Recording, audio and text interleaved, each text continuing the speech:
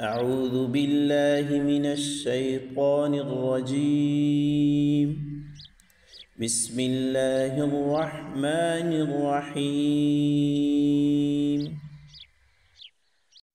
سورة الكافرون مكية.